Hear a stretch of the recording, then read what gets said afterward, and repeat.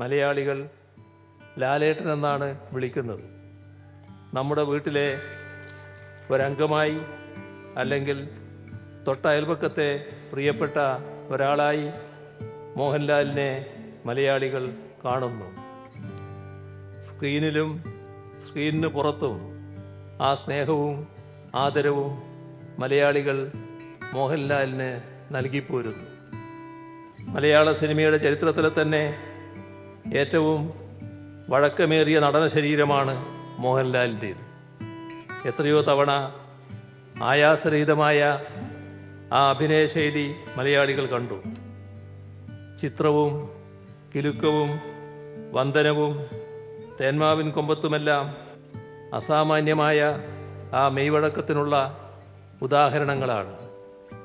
ജീവിതത്തിൻ്റെ സമരമുഖങ്ങളിലെല്ലാം തോറ്റുപോകുന്ന നിരായുധരായ പോരാളികളായ ചില കഥാപാത്രങ്ങൾക്ക് നെഞ്ചുലക്കും വിധം ലാൽ ജീവൻ പകർന്നപ്പോൾ പല മലയാളികളും ആ കഥാപാത്രങ്ങൾക്കൊപ്പം നിശബ്ദമായി കരഞ്ഞു. കിരീടവും ഭരതവും കമലദളവും ദശരഥവുമെല്ലാം നാം അങ്ങനെ നെഞ്ചിലേറ്റിയ സിനിമകളാണ്.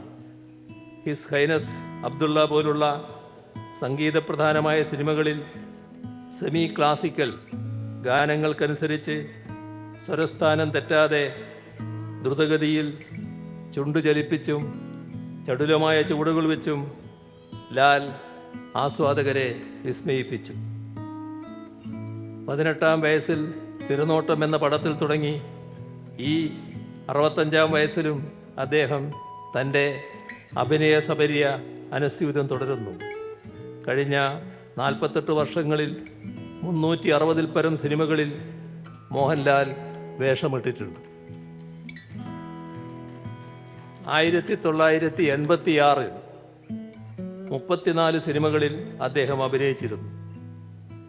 ഇന്നത്തെ യുവനടന്മാർ പലരും പ്രതിവർഷം 3-4 സിനിമകൾ മാത്രമേ ചെയ്യുന്നുള്ളൂ എന്നാണ് മനസ്സിലാക്കുന്നത്.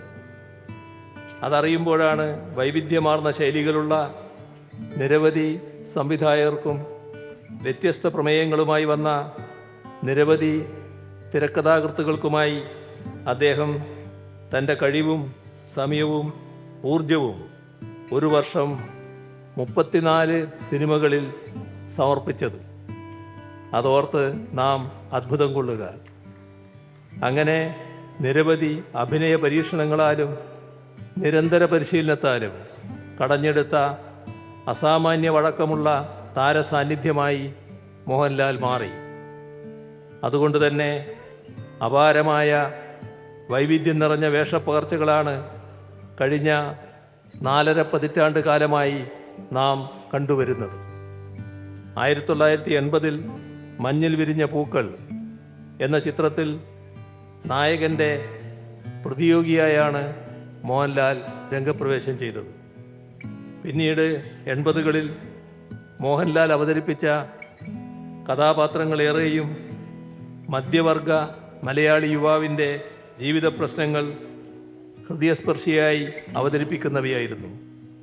നാടോടിക്കാറ്റ്, സന്മനസ്സുള്ളവർക്ക് സമാധാനം, TP ബാലഗോപാലൻ MA തുടങ്ങിയ സത്യൻ അന്തിക്കാട് ചിത്രങ്ങളിലൂടെ അയൽപക്കത്തെ പയ്യൻ എന്ന പ്രതിച്ഛായ മോഹൻലാൽ സ്വന്തമാക്കി. പ്രാരബ്ധങ്ങളുമായി മല്ലിടുന്ന മലയാളി ചെറുപ്പക്കാരുടെ മനസ്സ് കവരുകയും നമ്മുടെ കുടുംബങ്ങളുടെ കണ്ണിലുണ്ണിയായി മോഹൻലാൽ മാറുകയും ചെയ്തു. MTയുടെയും പത്മരാജൻ്റെയും ലോഹിദാസിൻ്റെയും ശ്രീനിവാസിൻ്റെയും തിരക്കഥയിൽ എഴുതപ്പെട്ട കഥാപാത്രങ്ങൾക്ക് മോഹൻലാൽ ജീവൻ പകരുമ്പോൾ അവയിൽ നാം കണ്ടത് സ്വന്തം ജീവിതത്തിൻ്റെ പ്രതിഫലനങ്ങളാണ്. 1980 മുതൽ 2025 വരെയുള്ള കേരളത്തിൻ്റെ 4.5 പതിറ്റാണ്ട് കാലത്തെ സാമൂഹ്യവും സാംസ്കാരികവുമായ വികാസ പരിണാമങ്ങൾ, ഈ കാലയളവിലെ മലയാളിയുടെ വൈകാരിക ജീവിതം, മൂല്യബോധങ്ങൾ, സംഘർഷങ്ങൾ എന്നിവയുടെ ദൃശ്യപരമായ അനുഭവരേഖ തന്നെയാണ് മോഹൻലാൽ ചിത്രങ്ങളെന്ന് നിസ്സംശയം പറയാം. അത്രമേൽ സ്വാഭാവികമായാണ് മോഹൻലാൽ ഈ കാലയളവിലെ മലയാളിയെ തിരശീലയിൽ പകർത്തിവെച്ചത്. വർഷങ്ങളുടെ നിരന്തര പരിശീലനം ആവശ്യമുള്ള കഥകളി വേഷത്തെ വിസ്മയിപ്പിക്കുന്ന പൂർണ്ണതയോടെ അദ്ദേഹം തിരശീലയിൽ എത്തിച്ചു. ആവശ്യത്തിന് കഥകളി പരിശീലനമില്ലാതിരുന്നിട്ടും ഇത്തരമൊരു തലത്തിലേക്ക് ആ കഥാപാത്രത്തെ കൊണ്ടുവരാൻ കഴിഞ്ഞത് അദ്ദേഹത്തിൻ്റെ പ്രതിഭ ഒന്നുകൊണ്ട് മാത്രമാണെന്ന് ചിത്രത്തിൽ കൂടെ അഭിനയിച്ച കഥകളി ആചാര്യൻ കലാമണ്ഡലം ഗോപി പറയുകയുണ്ടായി. 1999 കാൻ ചലച്ചിത്രമേളയിൽ ഒഫീഷ്യൽ സെലക്ഷൻ ലഭിച്ച ചിത്രമാണിത്. ലോകത്തിൻ്റെ തെറ്റായ കോണിൽ ജനിച്ചുപോയത് കൊണ്ട് മാത്രം ഓസ്കർ കിട്ടാതെ പോയ പ്രതിഭയെന്ന് വാനപ്രസ്ഥം